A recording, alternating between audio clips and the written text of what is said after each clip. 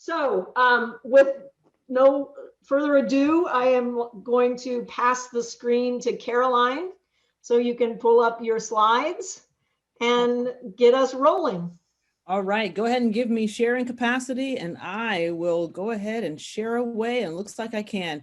If you can hear me, I would love to take you on a quick journey with me, a quick thought experiment and a thought exercise. So if you can hear my voice, go ahead and close your eyes.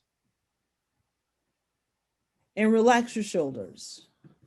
And I want you to listen to a version of a world.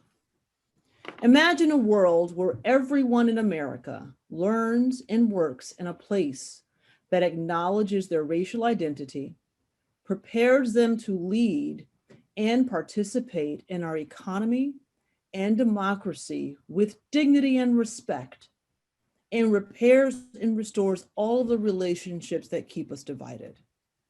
Imagine a world where leaders and teachers in our country co-design and co-create bespoke and equitable learning experiences with their communities. Imagine an ecosystem where networks of leaders support each other in designing innovative and equitable and sustainable learning cultures. Imagine a national ecosystem with certified leaders who are able to lead across lines of geographic and racial difference in school communities that can be galvanized to design equitable policies and practices. Open up your eyes for a second. Jennifer, do we have access to the chat box? Yes, you do. I would love for you all just to drop in the chat box, how did that version of the world make you feel? Not what it made you think, how did it make you feel?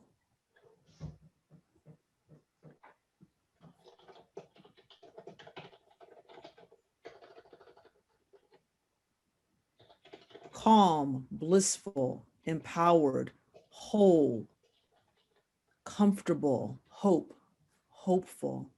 Someone was grinning from ear to ear, forward looking. So very important that we are aware of how this particular version of the world makes us feel, primarily because each and every day we have the opportunity to create the version of the world that does not exist, because it is the future. What I want to do is ask you for just 1 minute and 30 seconds to sketch something about the version of the world that you want to create and the version of the world that our children should inherit. What is the version of the world that you want to create, and what version of the world should students inherit? What does it look like? What does it sound like? How do people interact in it?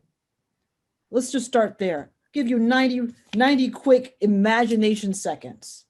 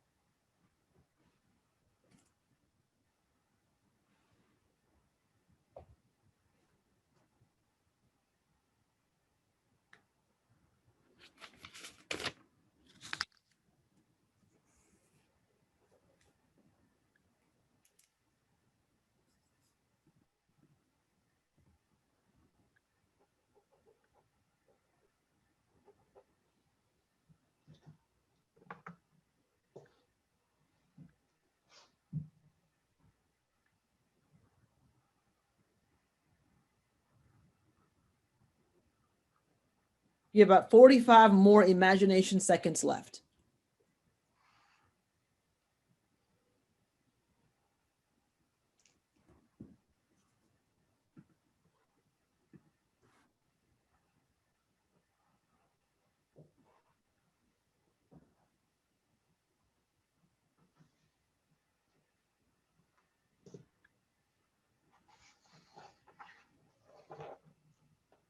In the next 10 seconds, I want you to go to the chat box and let's just activate the chat box with our powerful imaginations and dreams. Just share something about this new world.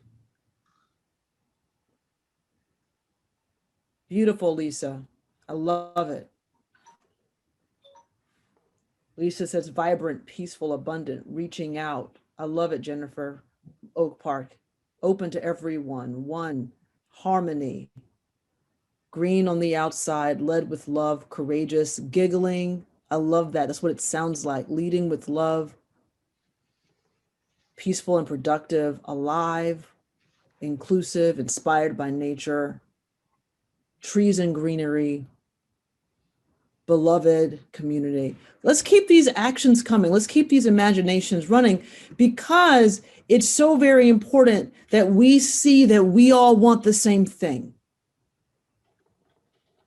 It's important to see that all of these versions of the world, from many of us at different places in the country, are saying words that are in the same lane. Now, the question is, why can't we create it?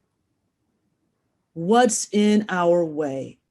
Because we have this beautiful moment in our country's history where we get to change it. And all of us see what needs to be changed. So the question is, like, how do we build a common understanding? And then how do we honor the expertise and the learning that's existing in schools right now to scale and empower students to carry on this vision? So I'm glad we have the version of the world that we want to create, but let's talk about right now, what's in the way? There are 4 pandemics that the new administration named that are facing this world that we all want. The first is this ideology of anti-Blackness and racism. If you can see the screen, this is what ordinary Americans, just like you and me, were doing when they lost their lives. So much so that we had to have mayors write that Black lives mattered to remind people that Black lives were people too. Because there were forces in our country that were working to dehumanize. So that is one feature. That is one of the 4 pandemics that, even if we don't want to acknowledge it, that schools are learning and having to acknowledge and navigate because kids are seeing it. Second is the one that keeps us in our seats, COVID-19. Now, what's really interesting about this data is that we see the impact of the ideology around racism and white supremacy in this data. Oftentimes, we talk about systems of inequity and racism in terms of disparities, in terms of gaps, and that's a macro understanding. But when we think about a micro understanding, not only do the systems rob you of your imagination, they restrict your mobility, your ability to move around, and also make it hard for you to be flexible. And when bodies are not flexible, under stress, they crumble. You see right here that we have disproportionate rates of Americans dying of the same disease. This is the part of the world that our students are seeing and are going to inherit. The question is, how? And how do we need to support them to making sure that something like this doesn't exist? And it doesn't get in the way of the worlds that we just talked about. Second, this issue of climate change. Even though Americans and developed nations are creating a lot of the impact on climate, it's being felt by our brothers and sisters in other lands. And it's crippling the way our humanity is able to engage with each other. So right now, our students are seeing the impact of racism and white supremacy, COVID-19, and climate. And finally, we cannot ignore the impact of all of this on the economy and sustainability. Like the ability for families to take care of themselves, to take care of the land that we are stewarded, and to make sure that everyone has what they need to live a life of respect and dignity, and we do so without exploiting the earth. Now, I wish that these were not the pandemics that young children had to see, but this is what our schools are faced with right now. And I am so excited to be able to create space for three awesome leaders to talk about how they are preparing students to handle and to design in ways that these pandemics don't have to continue. They have illuminated the needs for and the expectations of schools. And now we have this opportunity to think differently, to reimagine. And as an educator myself, I firmly believe that what's happening in schools right now is probably the innovations we need to hear and elevate that expertise, because these are the folks, just like frontline workers are in hospitals, these are the frontline workers in human development. So it's super important that we have time and space to hear and learn from them. So I want to welcome Monica, to Rachel, and Kent to this conversation. And I'm going to stop sharing my screen just so that we can hear some of that awesome expertise. All right. Let's take a couple deep breaths. All right. I would love, Monica, I know you're doing a lot of work with Common Ground. How are you experiencing these crises right now, and what's been most challenging? Hi, everyone. I'm Monica. I'm Chair of Hillpoo. So Common Ground is a high school in New Haven, Connecticut that has social justice and environmental justice at the center of our mission. And our students are representative of the beautiful diversity of the city of New Haven. And like you were describing, Carolyn, have experienced the impact of COVID differentially compared to their peers, their white peers in New Haven and the suburbs. So how we are experiencing this crisis now is really reflective of who Common Ground is and how we strive to build our students up. So we really believe firmly in responsive relationships and supporting our students to become leaders, to lead the change that we need to see. And in this moment, that feels more urgent and different, but it's very similar. So we have at Common Ground put a lot of different supports in place to make sure that our students are able to access all of the things they need in order to be successful academically. So certainly additional academic supports. We also grow food on our farm that we are then able to distribute to families, families of our kids, as well as families in our broader community. We also provide employment for our students. Our students can work as interns or in paid jobs on our farm with our children programs, et cetera. So we really do see our work as supporting all the conditions that improve our community, give our students a really solid foundation for all of the success that they want to build in their lives, and empower them to be the leaders that are going to continue to improve our community. I love it. I love it. Kent or to Rachel, can you talk to us about how you're experiencing these crises and what's most challenging?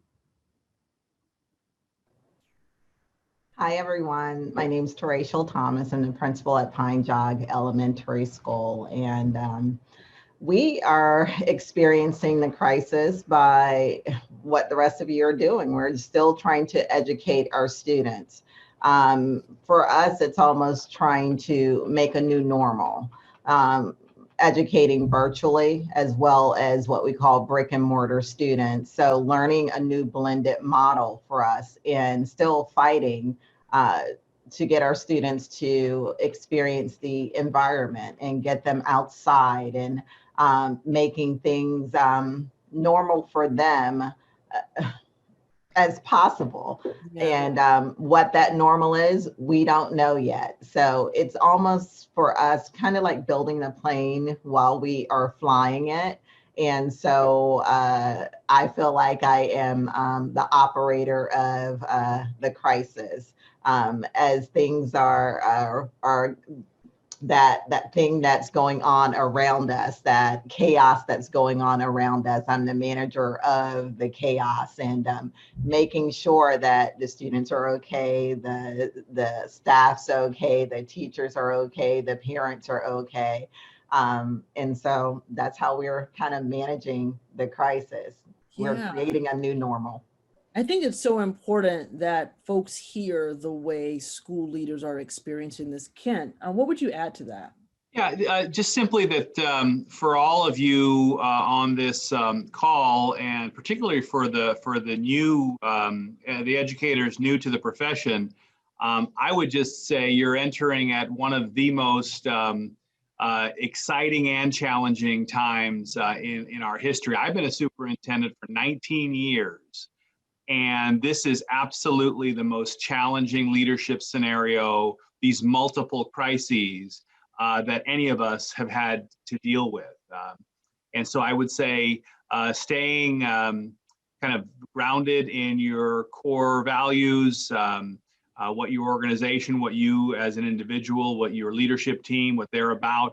My experience is in this context is from a systems perspective, we have 80,000 students, about 10,000 employees, over 140 schools. So really what we're talking about here is building systems that can help navigate people through these difficult times, because irrespective of all the organizational theory, it occurs to me that systems are in fact made up of people. So we have to touch folks in the head and the heart, and I think this is absolutely the right work that we need to be doing.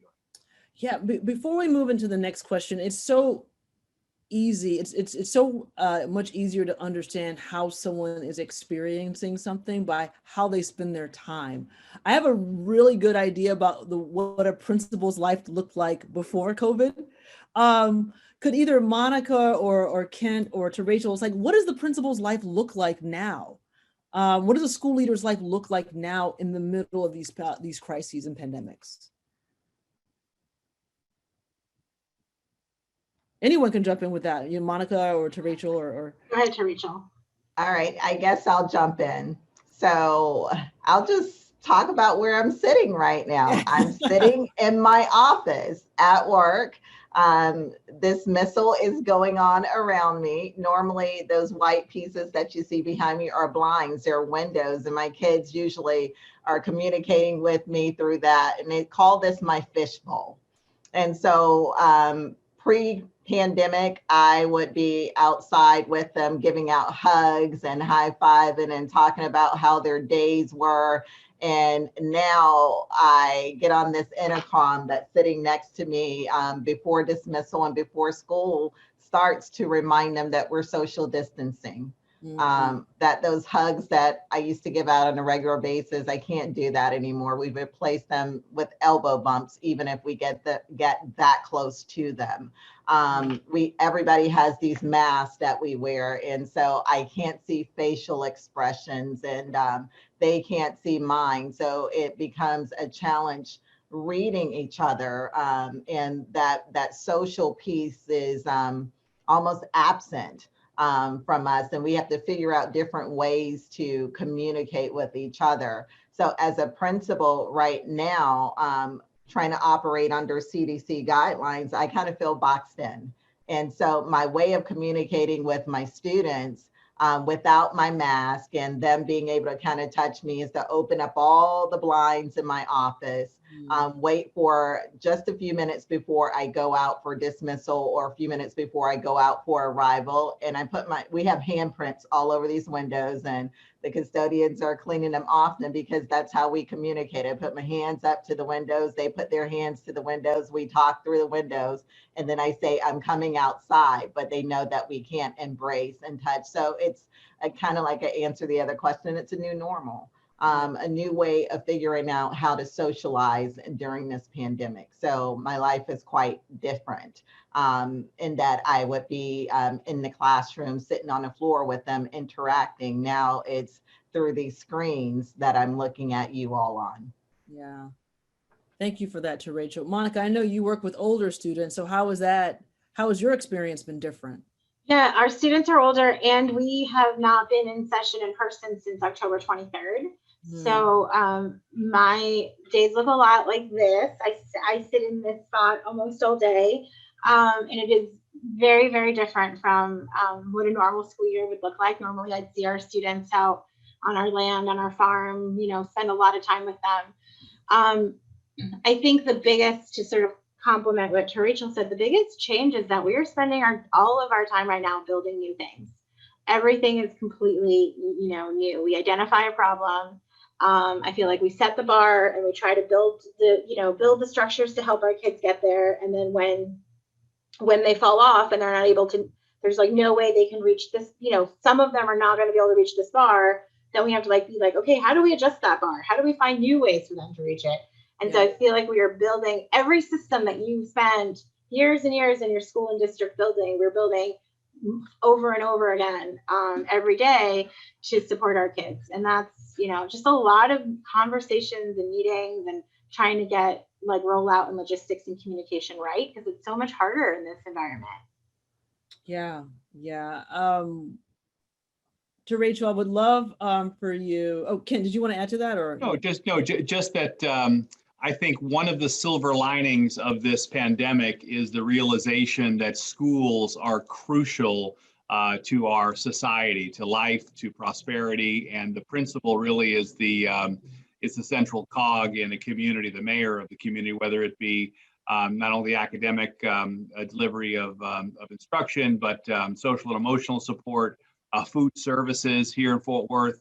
About 50% of our parents have chosen in person, 50% are learning virtually. And so our principals are really the glue between the school and the community. And I just really respect my colleagues who are leading this work on the front lines. Yeah. So for our next comment, I'm going to ask for some audience participation in addition to getting our panelists to engage. We are coming up on a year of lockdown. I remember it was almost last year, I was having a flight back from St. Louis and I was like, oh, that's interesting that that's happening in Wuhan, China. Okay, got on the airplane, one person had a mask on. And then 3 weeks later, life literally stopped here. Would love to think about let's go back 365 days. What do we wish we knew? What do we wish we knew? Would like to see some folks in the chat box activate that. To Rachel, you kick us off. We're going back a year ago. What do you wish you knew about these crises in school leadership? What does that question bring up? I'm going to try to answer this without being extremely emotional because this one brings some emotion. Yeah, I'm sure. Out.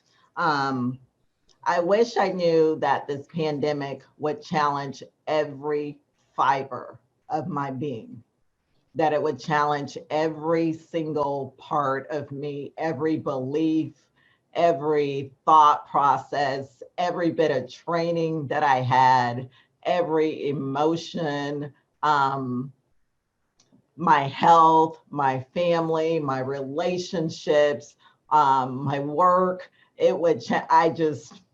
It just challenged every part of me. I sit in this chair with this Wonder Woman thing behind me, and my staff gave me that. And it took this pandemic to help me to realize that I'm not a superwoman, I'm not a Wonder Woman, but it is a team. I have been challenged from, even with what I look like, it's been a complete challenge. And I really, really wish that coming into this pandemic that I knew that. As many of you probably are, you are people who like to be in control of yourselves and control of situations and have some idea of what's going to happen, and you want those known pieces. And for me, it's a comfort if I kind of know or have an expectation of what the end result is going to look like. And from day to day, I don't know what my day is going to look like. I can, calendar and plan, and pre-pandemic, I could say, okay, this day of the week is going to end like this, or this is what this data is showing, and it's going to end up in this manner. And that was pre-pandemic. But right now, I don't know how my day is going to end. I can't have those expectations there. Right now, when I get up in the morning, my first thought is, thank you, God, I made it through another day. Yeah. Thank you, God, that everybody in my household is healthy. Thank you, God, that they're alive. And my parents live down the street from me. We live on the same block, and it's the next thing is to check to make sure they're okay. And my dad stands outside in a driveway every day as I drive to work to make sure that I'm okay driving to work. And this pandemic has challenged everything that I know. Thank you to Rachel. Thank you. I think we're feeling that with you. Monica, what would you, same question. Gosh, everything to Rachel said resonates so much. And the whole time you were talking to Rachel, I was thinking, like, wish I knew. I'm not sure I wish I knew.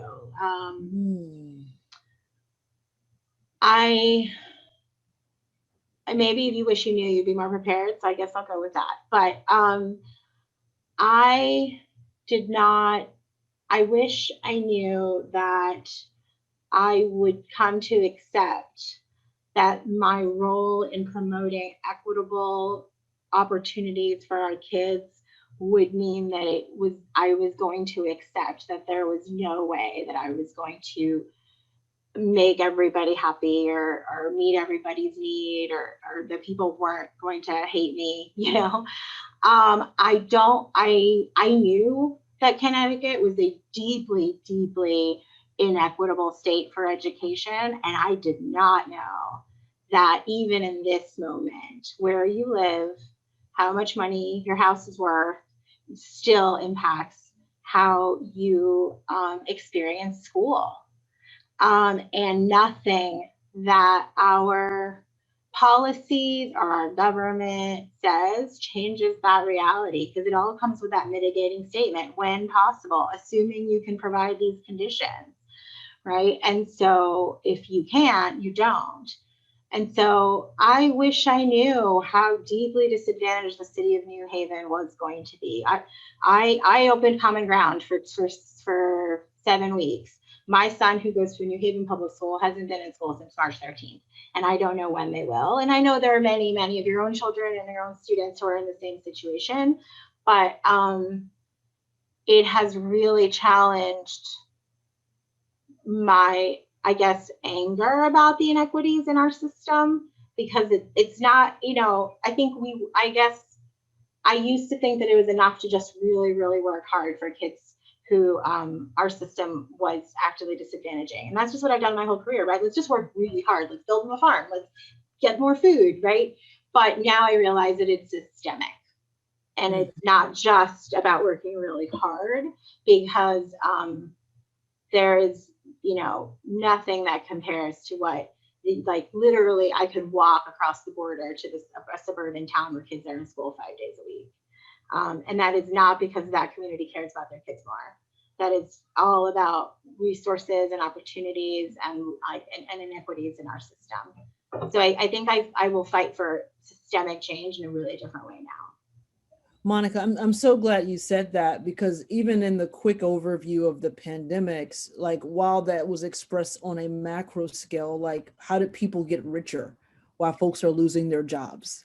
Like, how are some folks living and some folks dying? Like, as people in school are seeing that manifest in the bodies of little people, in the bodies of growing adolescents, in the bodies of the children that are in their homes. And so absolutely, Jennifer, so beautifully stated. Kent, as a systems leader at the district level, operating a district of 80,000 students, same question. I wish I knew how polarizing this pandemic was going to be. We serve 209 square miles. 85% of our students are economically disadvantaged, Title I students. The 10 or 11% of our students who are affluent, and their parents and their voice was disproportionately heard through the pandemic, and then implementing an equitable plan. I always knew that that conflict was the DNA of leadership. If you don't like conflict, then go back to the job you had 2 or 3 jobs ago that has less conflict. But I also learned that the cost of leadership is that you're wrong. Someone is going to disagree. We are living in a 51-49 world, particularly on this issue. So I would say the polarization of this issue really exposed the racial inequities that existed, the disparities, not only with regard to socioeconomic indicators, but also in Fort Worth, we're in the South, and those really reflect the historic inequities that have taken place here, despite the changing demographics. I mean, we're in a blue city school district, in a purple county, in a red state, but when you peel the Band-Aid off, boy, those disparities just scream at you. And I really wish I realized this was more than a public health crisis. It was much more than that. Yeah. It's often heard the public health crisis was just like that was the straw. Exactly. That broke everything, and that it's made everything visible to all of us at the same time. I would love to hear from Kendall Slaughter from Springfield Public Schools, who says, "Stop, think, and act," in that order. Could you add some voice to that, Kendall? Yeah, I think people have just generally not done it in that order. They've heard, something that could be controversial, act, and then try to figure out what their implications of their decisions are after that. And I think that happens all too frequently, just in general. Yeah, thank you for that. Now, Ken, I'm going to pass the mic to you to talk about preparation. You can never prepare for these moments, even though they were kind of like bubbling under the surface in our country's story for a long time. And it took the pandemic to kind of crack it open for all of us to see. In a lot of ways, leadership programs, teacher development programs could not have anticipated all of this coming to a head at the same time. Talk to us about what we can do right now so that the professional development gaps can be closed, and what you're particularly doing in your district. Well, thank you. I really think that tying the pandemic, the global health pandemic, to our racial and ethnic equity work is an important connection. I want to speak to that, but before I do, really agreed with what Kendall just said. As a leader, you have to earn the right to lead. And that is done through connection, and that is done through listening, learning, and then leading. Being right is not a strategy. Being right and being influential, that's a strategy. It's the Ruth Bader Ginsburg quote about make change, but make it in a way that others want to join you in that journey. So in Fort Worth ISD, our journey around these issues, the crisis of institutional racism in particular, first, we built a strong base. A superintendent is only as effective as his or her relationship with the Board of Trustees is. And we did a lot of work creating a stable base there with a very forward-thinking board. Jacinto Ramos Jr. is our president, a leader in this area. And we decided through our racial and ethnic equity policy that the responsibility for addressing these disparities among students rests with adults, not with students. So we have to take that responsibility. It's more than just developing an equity committee. It's about speaking to your internal and external stakeholders, because there are folks outside of the school day. When Caroline, when you were talking about the importance, or maybe it was Jennifer, the importance of life outside of the school. One of my go-to talking points is from birth to 18, a young person spends only 15% of their time in a school building. And so we must engage community, have a community conversation. Here in Fort Worth, half of our students speak a language other than English at home. You could create, connecting with those communities in town hall format in their home language, addressing emotional health, because to Rachel's point, this is hard work, but it's heart work as well, and we cannot take care of others unless we're taking care of ourselves and our staffs as well. So creating daily kind of SEL lessons, and then really exploring and exercising our voice. Academics and segregation, looking at that, talking about that, having dialogue, being unapologetic about the need for courageous conversations in this area, looking at our student discipline data, our COVID district concerns, broadband. I'm sure you're all dealing with the same thing that we are, broadband connectivity, and how that very neatly folds over on your socioeconomic zip codes that are economically disadvantaged, race, ethnicity, etc.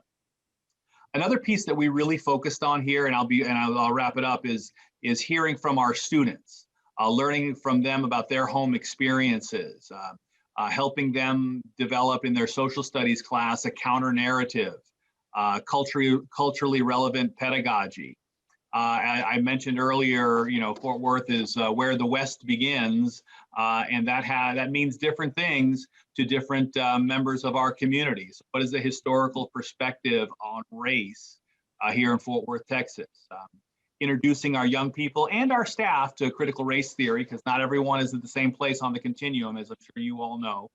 And doing that through a relationship building, talking about the techniques of pedagogy, how to create an anti-racist class, looking at implicit bias, microaggressions, etc. So we're really getting after it here in Texas, and we have the scar tissue to prove it, because not everybody in our community has embraced this idea, and some of the power players in particular wonder why we're focused here and not someplace else, when we truly believe that the secret sauce to improving academic achievement outcomes is by simultaneously addressing these issues as well. Yeah, beautifully said.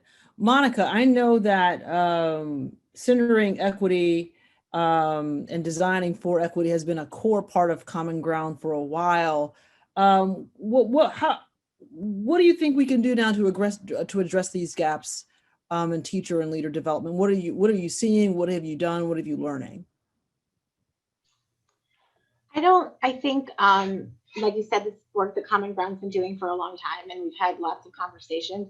And in this last year, I don't think a day goes by that I don't have a conversation with somebody on my staff about like an eye-opening moment about how deeply the roots of white supremacy culture, white normative culture go in our country and in our education system.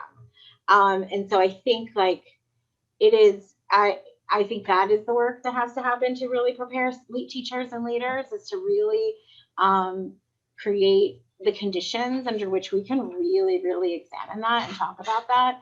I think that otherwise you run the risk of perpetuating the system, right? Like, when I started as a teacher 25 years ago, I taught the way I was taught.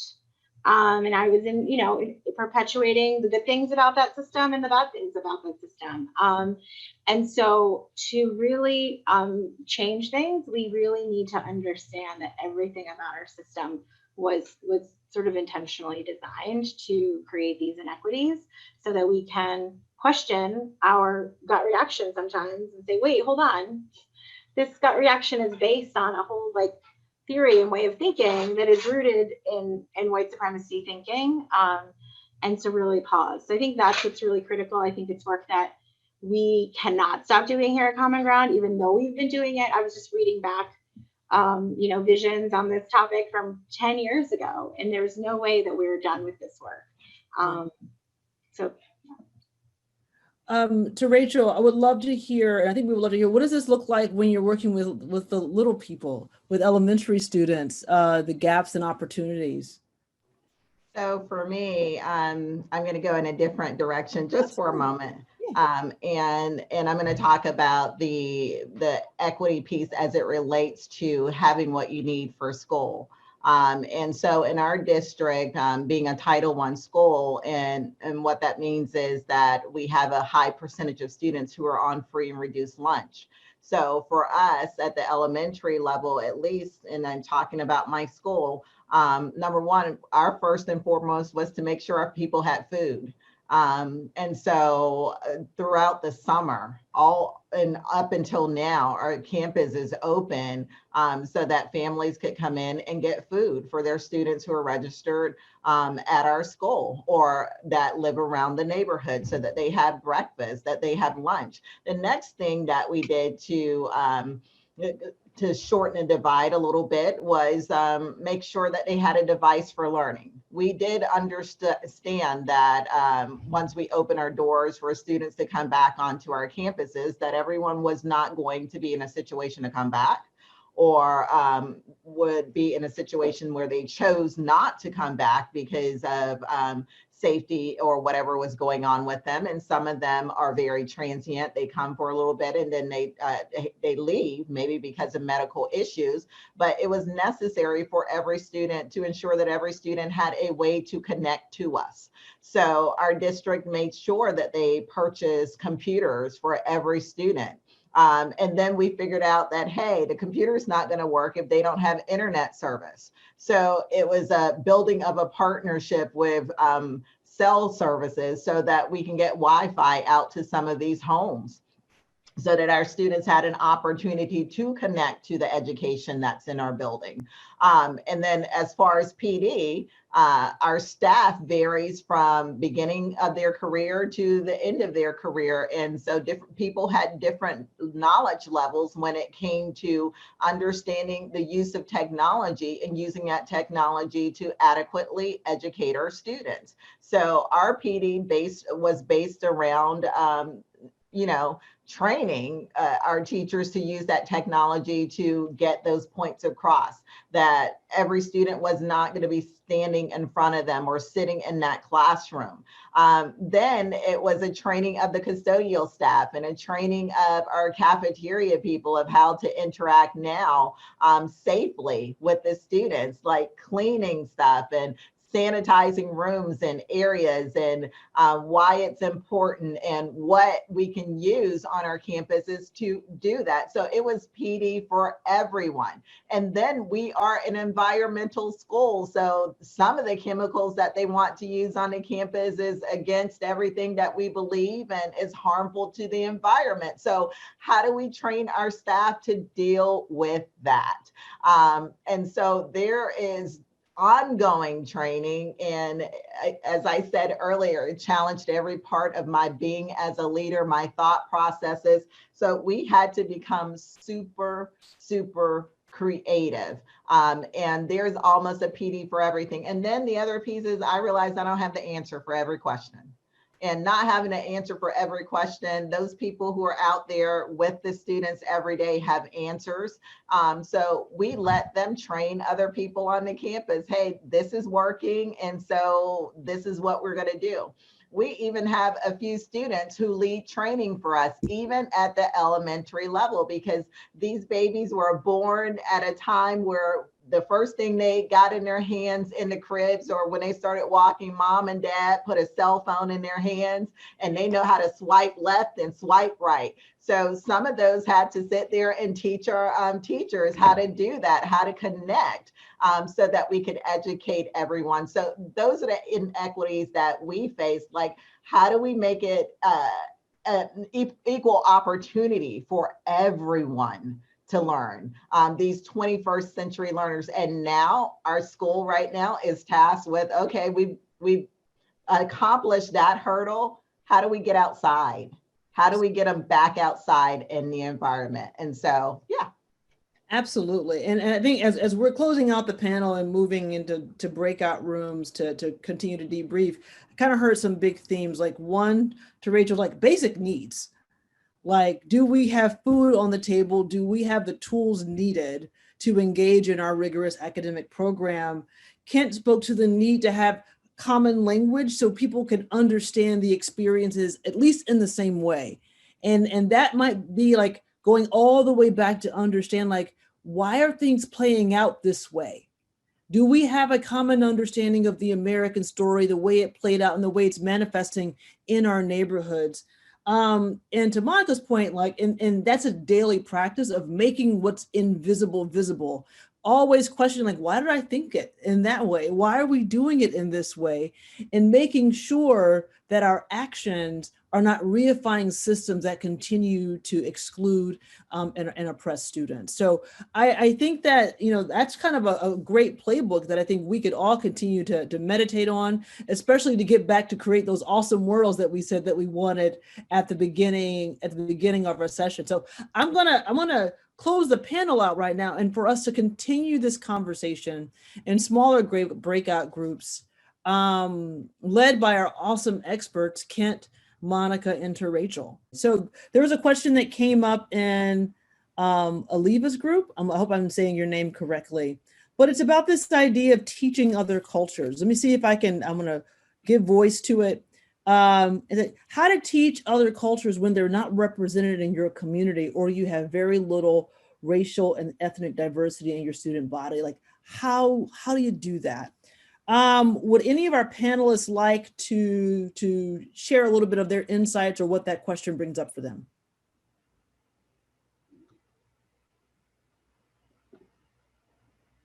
I'll jump in. So, you know, that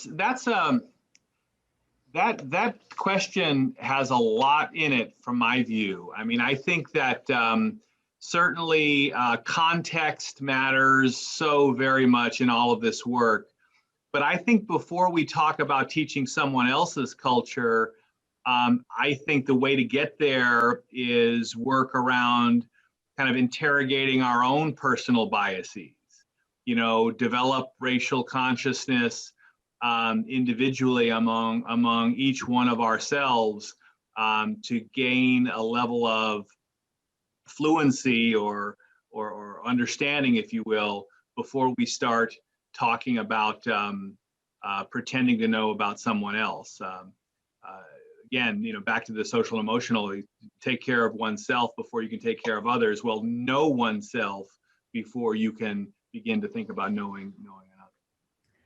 Kent, I love that answer because it's like what's embedded in that is like asking yourself the question, why aren't there people represented in my community? Like, why do we have states that are like 95% white if our country's not? Right? It's like, how did that happen? So it's going back to this idea of starting with self. A history of place is so important. I was a superintendent in Phoenix, Arizona for 13 years before coming here. And I was unpacking my boxes in my office and noticed that I have a whole bunch of Native American Indian stuff from Arizona, and then said, why is that not represented anywhere here in Texas? At least here in Fort Worth. Right. So there is a racial history, may not be so pretty. We know it's not pretty. So understanding place, understanding self before we can begin to pretend to teach about somebody else. Monica to Rachel, would you like to add your genius to that? I think it's very close to what Ken just said last, which is like, ask yourself whose story isn't being told here and why. So, you know, like at Common Ground, we really started to make sure that every time we talk about our farm, we talk about the land that we're on and whose land it was, and, you know, how they use that land. So, you know, that's the thing we do. But yeah, I think that's the question. It's like, whose story is not represented here? Love it. Love it. Our next question is about words that we use to even describe the story. There was a question around how do you make words like white supremacy real, and not just words in order to address the issue? Monica, what does that bring up for you? That came up into Rachel's group. Can you repeat the question? I want to make sure I have it. Yeah, so it's in, I was like, how do you make words like white supremacy real and not just words? And I'm assuming the person who's asking it, it's like how do you just make sure it's not cosmetic? But when these words are used, they're actually actionable. Yeah, that's a great question. I'm not sure I know the answer. Like, that's my first reaction. But I do want to acknowledge that that's a real concern with when you become used to the words, right? The first few times I said white supremacy culture, thought a lot about it, and now I just say it, right? And so I think that's a real question, and I don't know that I have like a really good answer on like how do you make them real. I think with our students, right, we definitely give real examples. We spend a lot of time. We define our environment in Common Ground as both the natural environment and our urban environment. So we spend a lot of time in our city with our community, talking to community leaders, activists, especially those from like smaller, more grassroots organizations. So they get to hear those stories from like real people on the ground doing the work. So I think that's how we make it real for our students. But for ourselves as adults, I think it's probably a matter of just like, you know, constant reflection and checking in with yourself. So there was one question that came up into Rachel's group. It's like, how do we encourage staff of color to engage in this work of racism and equity and sustainability? Rachel is here, but she's on the second page. I think we might be here. I can see you guys. Alphabetical again. I am definitely here. Yeah, so Rachel, before we jump into that question, could you give us some context of where, you know, the before and after that question came up and about encouraging staff of color to engage in this work? So I was the only person that was born with melanin in my group. And I got you. There we go. Permanent tan that was in my group. And so the question came about because the group members really want to do the work, and they want to be able to address our students. They want to be able to address our staff members. They want to be a part of the work. But the question is, how do we get people who that look like me, that look like others with darker skin tones? How do you get them involved in the work? How do you encourage them, because they're not necessarily around? So how do you encourage them? So when we walk around the Green Conference, and I'm just going to state my truth, been going to the Green Conference. We know it. We're going to be I've been going to the Green Conference for years, and my truth is, and this is just my truth, the first thing I do is I look around for people that look like me, and there are not a lot. Even in leading a school like my school, there are not a lot of leaders that have that type of exposure or background. Fortunately, I went to school and majored in biology, so I have a science background, and I have a father who grew up doing farm migrant work. So he was always in the dirt, still in the dirt, and that's a part of my experience. So how do you get people that have not had that experience encouraged and a part of this work. Something that they hear about, want to be involved in, and want that sustainability effort. So I think I said enough, and that's kind of how the question came about. Great. Awesome. Awesome.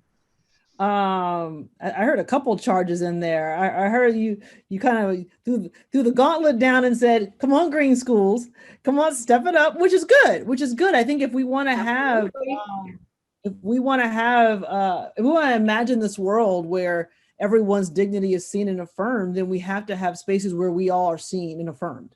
Absolutely. So there's this idea of how do we encourage staff of color to engage? And I want to how do you encourage white folks to engage? What do we think about that? How do we encourage people and really to engage in this across lines of difference? Because as a person in a Black body, I talk about this all the time. I grew up talking about it all the time. Dinner table conversations from the age of 3 to 23. So how do we then develop the courage, the skill, the will to have these conversations across lines of difference? Would love to hear how our school leaders have been taking that on, and even wisdom that is coming up in the chat box. Do you want to hear from others beyond our panelists? If you do, they can raise their hands if they'd like. Yeah, I would love for Celeste to raise her hand and come on in if you want to talk. Yeah, well, I've taken coursework. I'm an architect, but I work on the board of the ESN, and I've taken a lot of coursework in nonviolent communication. And I think the biggest thing I've learned is you really just can't shame anybody into doing it. You have to show up to whatever you do with extra amounts of enthusiasm. And a lot of times people will not follow you down that trail, but you'll find one person, and you just really need to be encouraging and open-minded about how they approach the same thing. I don't think we can tell people what to do. And it's funny, I'm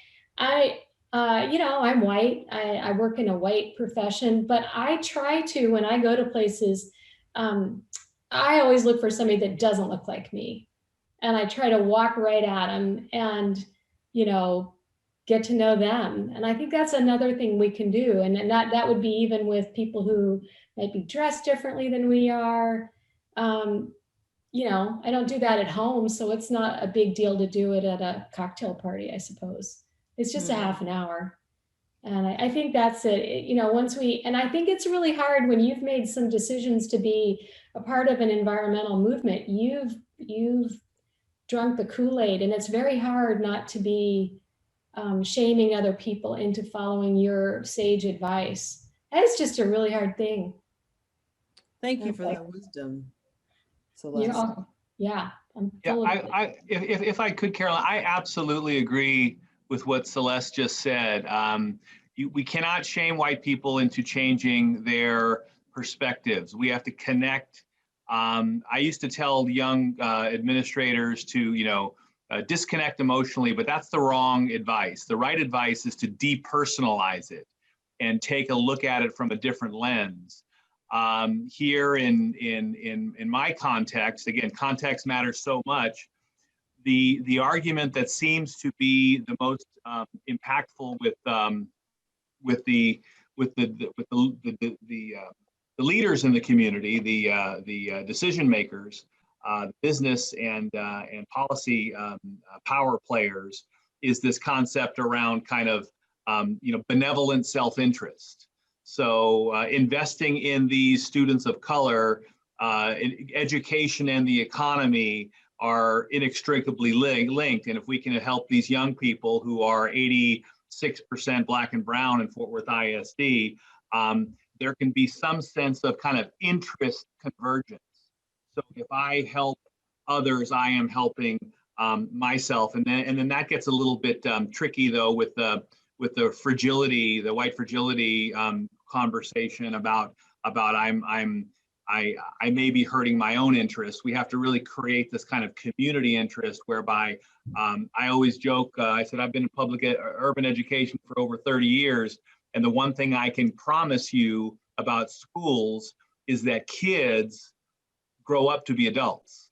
And so the question is, what kind of adult, what kind of population you want to have in your community in the next 10 or 20 years. So investing in our students today will ultimately, in our climate, in our environment, in all aspects, will help us in the long term. So it's that concept. And Kent, that's a beautiful tee up to our last question. I think we have time for maybe, Jennifer, can we get one more question in there? One more, and then we have a meeting sift, and we're going to wrap. All right. To Ken's point, like we started talking about the world that our kids will inherit. So what are the strategies for engaging young people in conversations about this intersection of justice, equity, and sustainability? Anyone can come off of chat to say, like, what have they tried? What's been effective? Resources, drop them in the chat so we can all learn. Celeste's asking what they know. Beautiful. Let's continue that just so we can crowdsource some strategies for folks to lean in to develop the young people that will design and inherit the world they deserve. Any of our panelists want to tick that, or we just want to close out with that's our task? A culturally relevant pedagogy. If we're not telling the stories, our libraries could in fact be termed libraries. We're not telling the story to I love it. Dropping bombs, dropping knowledge. Love it, Kent. Love it. Well, with that, thank you all so much for your engagement. Caroline, any reflections as you see this grow? As I see it grow, I think you all, the time is now. Let's do the work that the baton has been passed to us to create a more equitable country and therefore a more equitable world. And let's do it. We can't do it alone. We have to do it together, and we have to do it now. So I am so inspired and filled by all the different educators who are committed. Let's continue to do the work, y'all, and get it done.